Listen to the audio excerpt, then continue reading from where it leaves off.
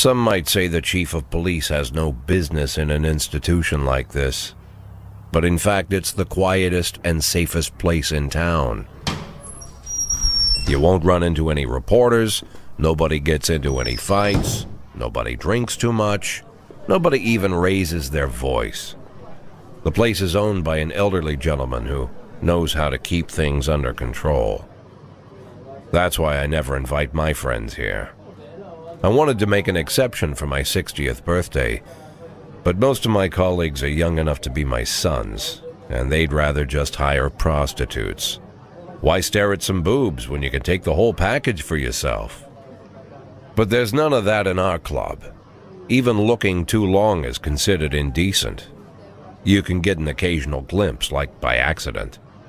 The rest of the time you just pretend that you're immersed in conversation, or just come by for a drink. Doesn't mean these gentlemen wouldn't want their bald heads smothered in tits. It's just that nobody says it out loud. My younger colleagues might call it hypocrisy, but I call it the good old-fashioned manners. Good manners and leave the rest unsaid. She agrees to unbutton her blouse, and we agree not to pay too much attention. The girls are on a quiet prowl, too. They're looking for a way out of their cramped rooms. Maybe make friends with some wealthy patron with a pacemaker and dentures. Everybody wants something. But we have to control ourselves, or we'll all turn into libertines and prostitutes. Hell, if there weren't any rules, I'd be belching and farting, jumping up on the table, arms held high, yelling, "Shake it, baby!"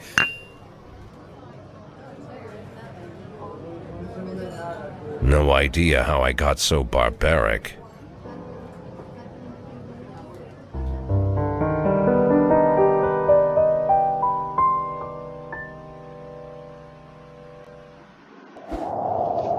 Alright. Ever played this before? It seems like it's like a detective adventure kind of game, so let's see what happens.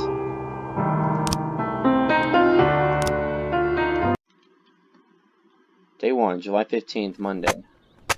A writer sex maniac. City Hall confirms Mayweather's with Jack Boyd's resignation. Mark 4 to be shown in free versions April 4th, full-press premiere by the mayor. Right, go to work. Let's go. Come on, start up. Thank you.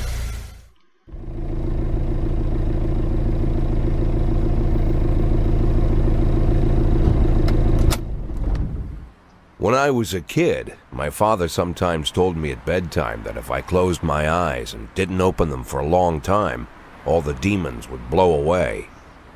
Yesterday I turned 60, but I still take his advice. Not because I'm sentimental or want to keep the memory of my father alive. I just can't think of a better solution. To get away from all the demons that haunt Freeburg, I'd need to wear a blindfold 24/7.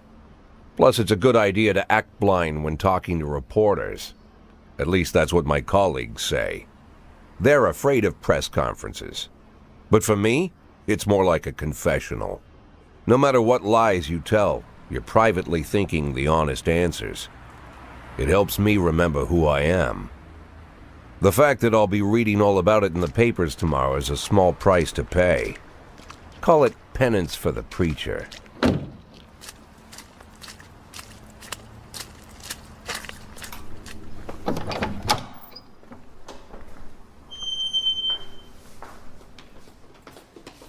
This is the first time I'm afraid of those answers my mind has given me. Not because I'm mad I'm losing my job. Though it's true, I'm mad as hell. Not because I subconsciously blame everyone else. Though I damn sure do blame them. And don't even ask me what my next move is. I can't imagine. But even that doesn't scare me. The worst thing is, I know I'm gonna have to do something. And I'll be damned if I know how far I'll go. I may have a lot of vices, but predictability isn't one of them.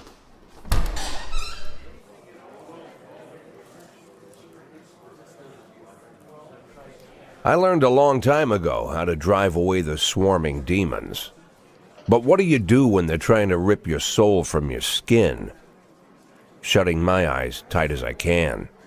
The best solution remains the same: play blind. I just hope the reporters think I was blinded by the camera flash. Alright. Morning. Yesterday, the mayor's office officially announced your resignation. Did this come as a surprise, or did you know about it in advance? Let's see. Who explained this bullshit from the mayor? The mayor discussed it with me. Mayor Rogers told me that once a French face, it doesn't mean that he's great. Mayor Rogers told me that he wants a fresh face running Freeburg TV, so no, it didn't come as a surprise. You already know the name of your successor. I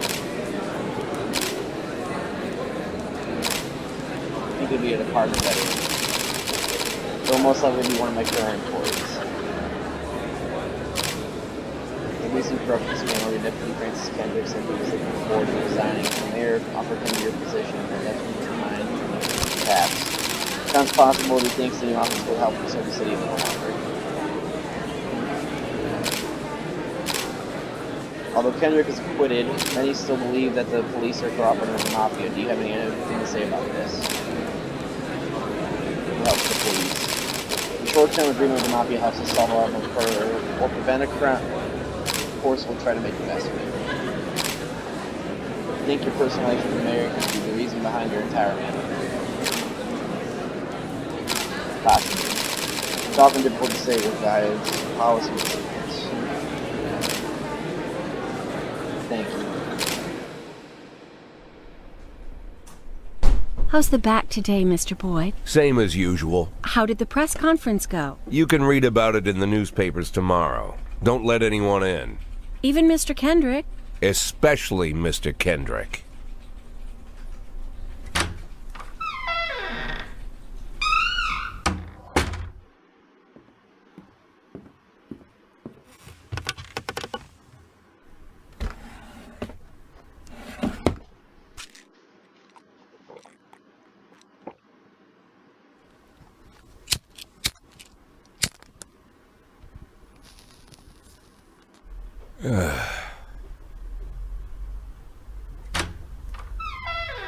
As soon as I heard the door creak, I knew what face I'd see.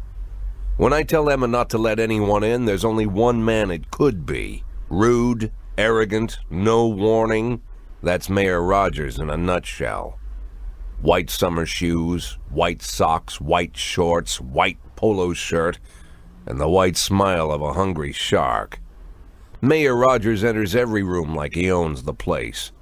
Even the floorboards under his feet sound like they're creaking an apology. He never shied away from the odd corruption scheme. It's like the devil walks behind him. In the movies, the villains controlling the city play golf with the judges. Rogers plays tennis with them instead. That's about the only difference.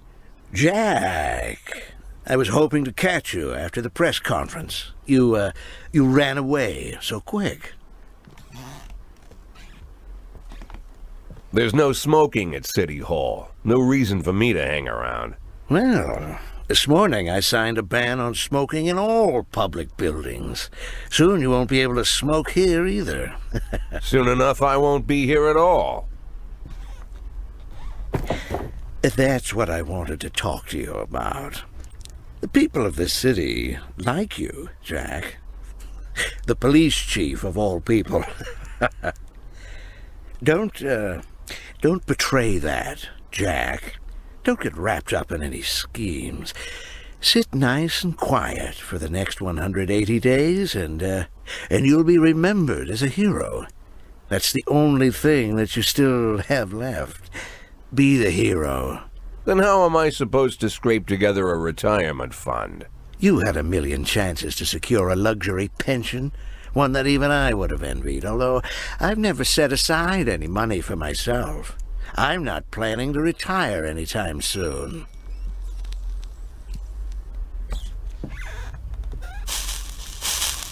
"180 days of quiet, Jack.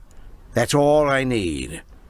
I don't have any problems with you, and you won't have any problems with me.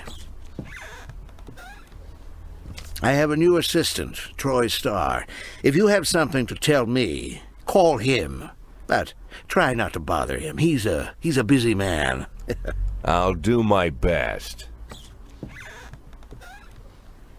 And quit smoking up the office. One of my friends will be using it soon.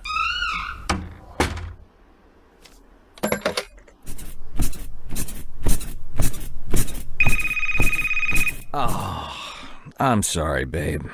Only the mayor has this number. Mr. Mayor? Yeah, is this Troy Starr? Yes? Go fuck yourself, Troy Starr. Damn. Day 2. Jack Boyle, only assholes join the mafia. Bullshit, I didn't say that. Civil servants' wages won't be raised for this war. We'll wait especially for the next position. Oh boy.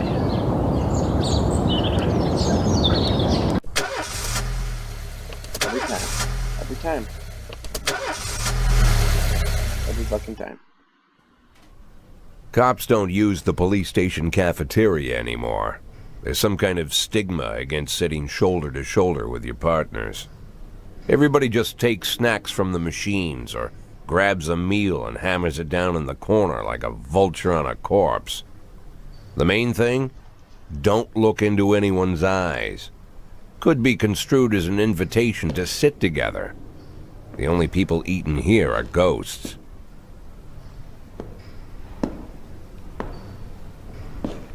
My deputy, Francis Kendrick. He recently became one of those ghosts. The subject of one of the most devastating corruption scandals in the history of Freeburg. No evidence to support the accusations, but everyone knows Kendrick's days are numbered. I need that file I asked for. Needs to be ready tonight. Francis didn't say anything, but I understood. Ghosts aren't supposed to talk. Besides, I got a feeling he was already finished.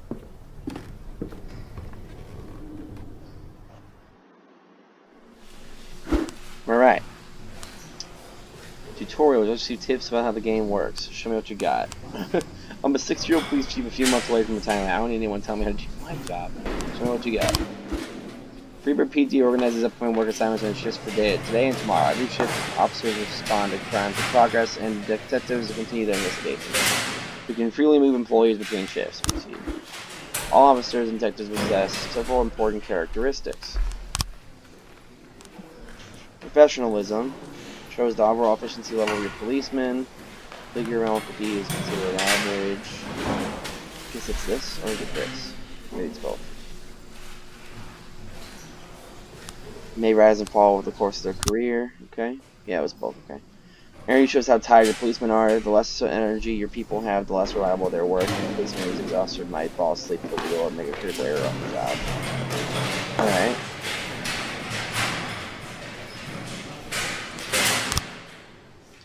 Employees don't tell you everything. Some additional characteristics are hidden from you. For instance, some cops are lazy and will come up with any reason they can think of to take the day off, while others like to drink too much or see their battle. Yeah.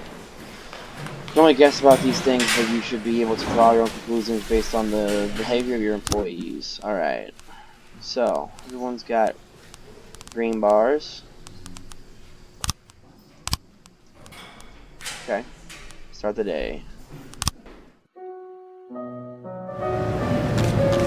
Alright, here's the actual game. Oh shit, SWAT.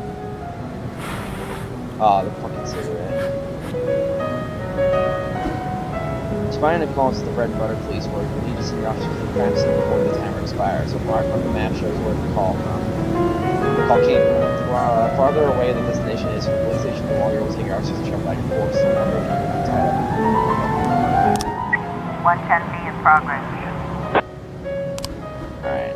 The easiest way to determine how difficult a task might be is to check how many units you are allowed to send on a call. The more units you can send, the more serious the level of threat. Some risky missions include the option of sending SWAT, but they must be accompanied by at least one officer. Number of slots is not the only thing you can consider. Any available information, the location of this crime scene, presence of weapons, and so on. All this can tell you how seriously each case should be taken. Christian might notice upon a glance until it turns to a brutal meat grinder. More serious call can come in, which turns out to be a false alarm. Okay, a married couple exited a convenience store and saw a van in the parking lot backloaded. An oldest man who'd been digging through a trash can. The driver jumped to help, but once he saw that he would hit a bomb, he got in the back of the van. Okay. Let's send in, something like this. Let's send in Price. She has a very low experience. And let's send in, I guess, a little bit higher. So, Tsubaki. Alright, proceed. Yeah, I guess that's the stage from there. So very good. 311A in Last progress. Picture Show Theater. Theater manager reports that during a showing of Citizen Kane, a drug man attempted to force his way into the theater carrying a snowboard decorated with the word Rosebud. Wow. When he was denied entry, he violently attacked the cashier and is currently fighting with the theater security guard. This might be for a little more experienced officers. So let's send in Purdy, and I guess let's send in Yancey.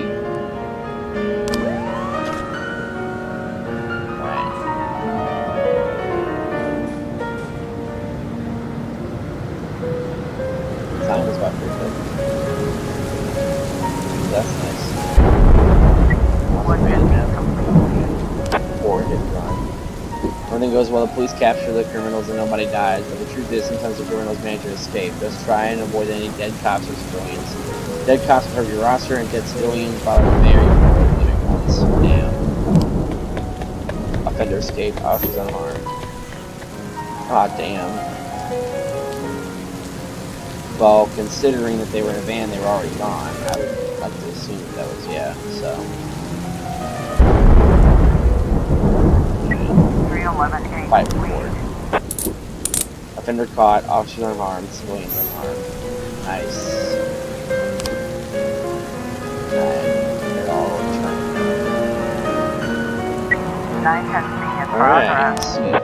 3 teenagers armed with a shotgun robbed a videotape store and met up with their whole collection of adult movies. The criminals fled in a car, with the store manager wrote down the car's license plate. The owner is one Janet Brown, who lives in the suburbs.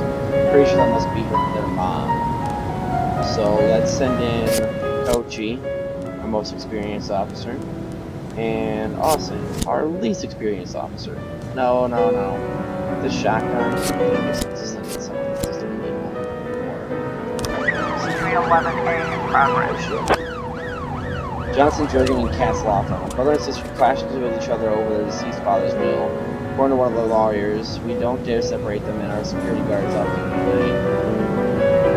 I gotta wait for that 1 second. Come on, come back. We got enough time.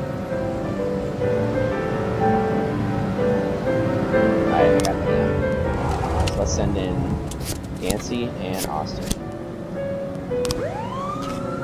Alright. 412A in progress. Right. Passerby saw some teenagers attacking an elderly musician, then run away with his guitar and his money. Oh, it's like ghetto too. Oh my. 3 officers, so let's send in who we got. Oh, Price, you're very low on experience, lady. Oh, they're all out. Officer, When your cops aren't sure how to proceed, they might contact you and ask you to handle the situation. Try to deal with whatever comes up, but don't waste all your time on this stuff. Plenty of other pops in your plate. The vehicle in question is parked outside the Brown residence. The sounds of moaning and loud laughter can be heard through the window. One of the sound like being shot in the house is surrounded. Sneak into the house through the window, knock on the door, open up the police. Let's say this. 910C complete. Offender caught, officer unharmed. Sweet. Very nice. Alright, everybody's going except for those 2. So here's hoping. Come on back, guys. 311A complete. Alright, what's this? Offender caught, officers unharmed. Sweet. Also got some more experience. Alright. 412A. And let's see this one. Under caught, officer unharmed. Sweet, Price is getting some more stuff now. Go, Price. The old lady.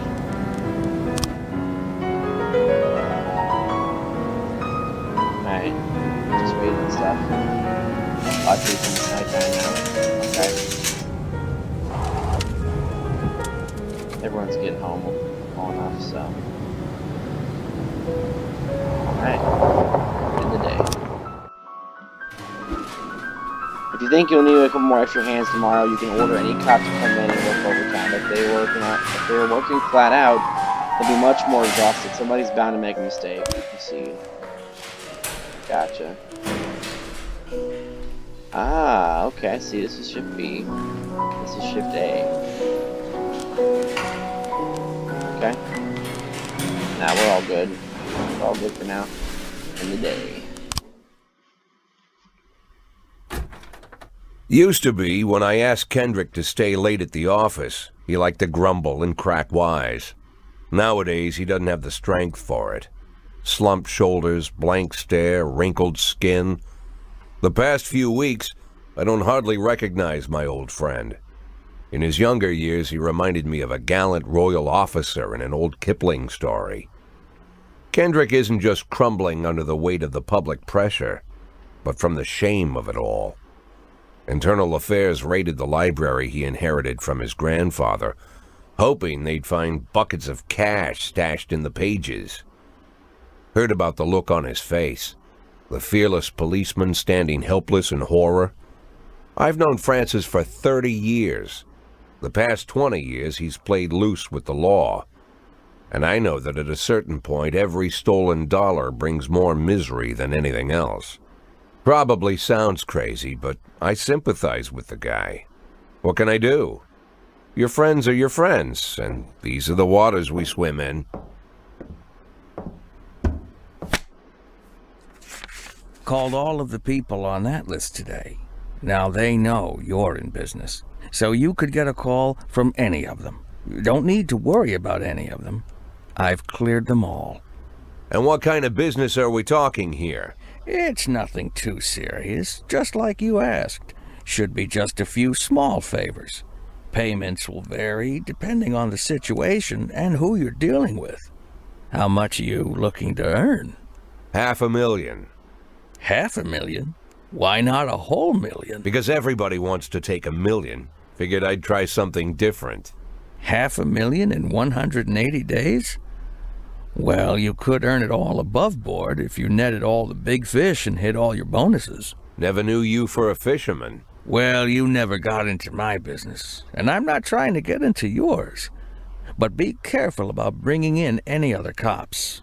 Sooner or later, they'll put the finger on you. And one more thing, Jack. I remember what you said, but I should probably add one more name to that list. Christopher Sand. Sand. Christopher G. Sand. Everyone knows the name, but few could tell you who he is. The old man stays away from the spotlight. Always wears old-fashioned jeans and knitted sweaters. Gives to charity. Rarely attends social events. An avid hunter, I hear. Even dabbles in poetry. You'd never guess he's the head of the oldest and most powerful gang in the city. Goes back as far as his great-grandfather. And Sand is strict about following the old rules. He rarely involves himself in commonplace murders and robberies.